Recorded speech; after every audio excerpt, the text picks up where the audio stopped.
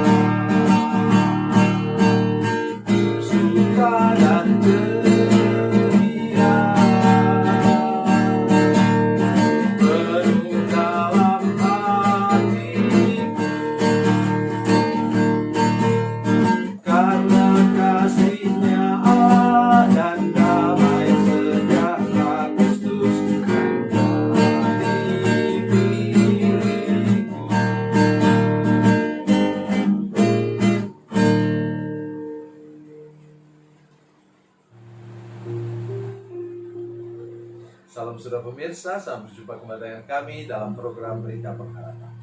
Sekali ini saya ingin menolong saudara-saudara sekalian.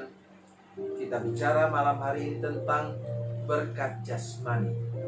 Dan ada kunci yang luar biasa di sini. Sebentar kalau kita mendengarkannya, kita mengerti bahwa Tuhanlah yang sudah turun membawa berkat untuk kita. Dan sekarang kita terima Dia. Maka kita pasti terima berkat terbaik daripada Tuhan. Sebelum mendengarkan firman Tuhan, mari kita berdoa. Bapa, dalam nama Yesus kami mendengarkan firman-Mu sekarang. Berkati firman-Mu supaya kami mengerti bahwa Tuhan Yesus sudah turun dari surga menjadi manusia, supaya kami menerima berkat dari Tuhan Yesus seperti yang umumnya umat manusia perlukan. Terima kasih Bapa di surga, terpujilah nama-Mu. Dalam nama Yesus. Haleluya. Amin.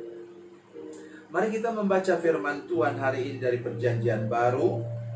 Perjanjian Baru, surat 2 Korintus pasal 8 ayat 9. 2 Korintus pasal 8 ayat 9. Demikian bunyi firman Tuhan. Karena kamu telah mengenal kasih karunia Tuhan kita Yesus Kristus, bahwa Ia yang oleh karena kamu menjadi miskin sekalipun Ia kaya, supaya kamu menjadi kaya oleh karena kemiskinannya. Amin. Saudara-saudara sekalian, ini konteks ayat firman Tuhan ini pasal 8 ini dari 2 Korintus ialah tentang ada bantuan yang dikumpulkan oleh Rasul Paulus dari daerah-daerah luar, dari Asia Kecil, dari di berbagai tempat yang lain, dari Antioquia juga, dan kemudian dikirim untuk jemaat di Yerusalem yang pada waktu itu mengalami kesulitan berkat Tuhan. Tidak tahu kita apakah mungkin masa pacaklik waktu itu, di mana Paulus mengatakan kita sudah menerima berkat jasmani dari Yerusalem, berkat rohani, maksud saya menerima berkat rohani, keselamatan, berita Injil dari Yerusalem, maka sekarang waktunya kita berbagi berkat jasmani dengan mereka. Saya kira prinsip itu harus kita ingat baik-baik, sehingga kita tidak pernah merasa kikir dan berat hati untuk menolong gereja dan menolong hamba Tuhan di gereja kita. Saya ini hamba Tuhan, tetapi saya juga hidup bergantung kepada jemaat untuk kehidupan saya sehari-hari. Itu sebabnya mengapa sebenarnya keliru kalau ada hamba Tuhan yang takut berkhotbah tentang persembahan. Orang tahu kok hati saudara. Dengar saya para hamba Tuhan, saya hamba Tuhan yang sudah tua, saya tidak pernah lalai untuk menyampaikan tentang persembahan berkat Tuhan kepada jemaat. Kalau saudara mengikuti program ini, khotbah saya tiap minggu bulan yang lalu, bulan September itu, saya selalu bicara tentang apa, saudara sekalian? Saya selalu bicara tentang berkat jasmani yang dapat kita peroleh. Ya, tentu saya tidak pernah melupakan berkat rohani. Dan sekarang kita mendengar sebuah kata kunci. Karena kamu telah mengenal kasih karunia Tuhan kita Yesus Kristus. Anugerah Tuhan. Apa anugerahnya?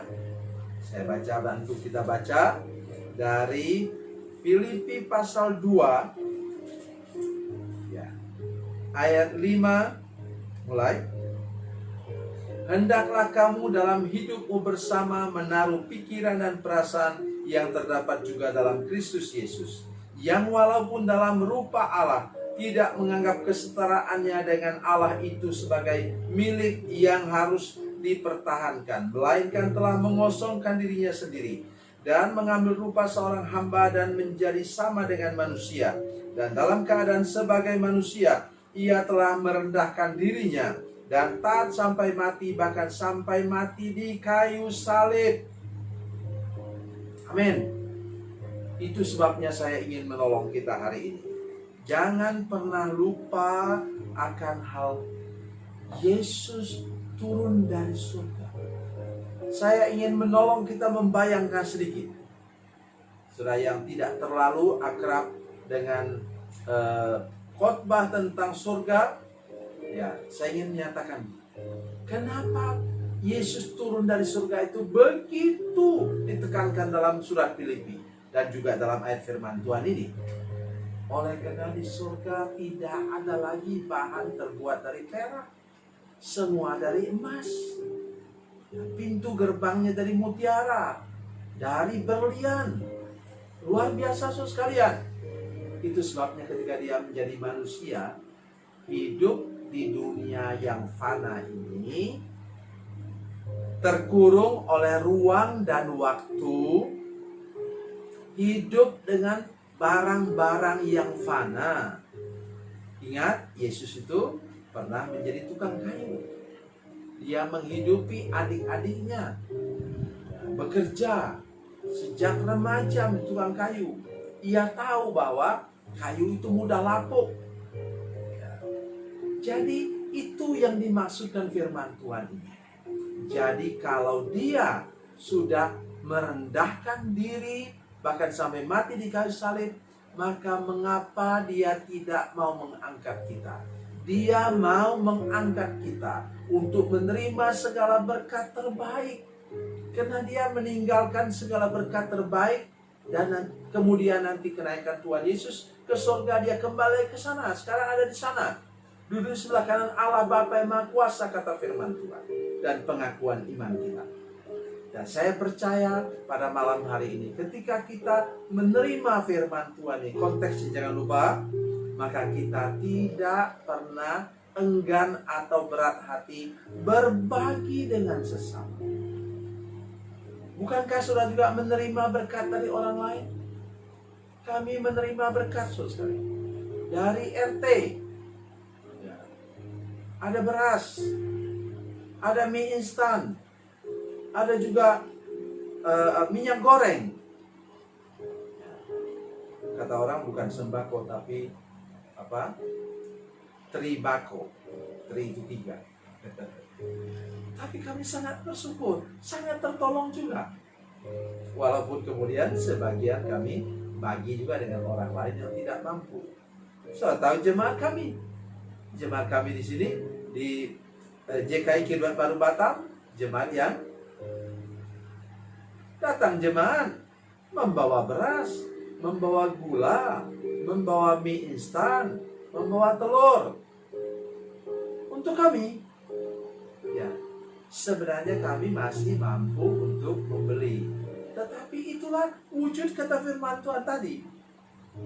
Mengapa kita sudah menerima berkat rohani dari gembala, dari senior pastor, mengapa kita tidak berbagi dengan mereka? Oh, luar biasa, saudara.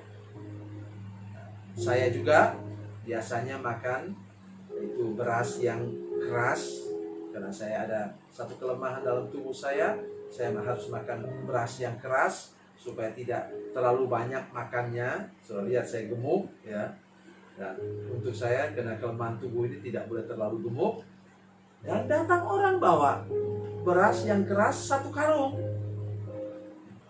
Saya harap bahwa saudara yang membawa itu sekarang menyaksikan program. Itulah anugerah Tuhan. Kalau Tuhan sudah turun dari surga, membawa berkat yang luar biasa. Ingat di sini berkata kasih karunia. Kasih karunia itu adalah keselamatan yang Tuhan berikan. Maka pasti yang lain juga dia akan berikan untuk kita. Tuhan Yesus memberkati, Tuhan Yesus baik. Mari kita berdoa. Bapa, dalam nama Yesus, terima kasih untuk firman-Mu yang luar biasa. Kami berdoa supaya bukan hanya kami menerima berkat daripada Tuhan, kami juga mau berbagi dengan orang lain. Kami mau berbagi dengan sesama kami yang memerlukannya. Walaupun kami tidak kaya, tetapi kami masih berkecukupan, maka kami diberi hati oleh Tuhan Yesus untuk berbagi dengan orang lain. Tuhan Yesus memberkati kami semua dengan segala berkat yang terbaik pada malam hari ini. Terima kasih Tuhan. Dalam nama Yesus. Haleluya. Amin.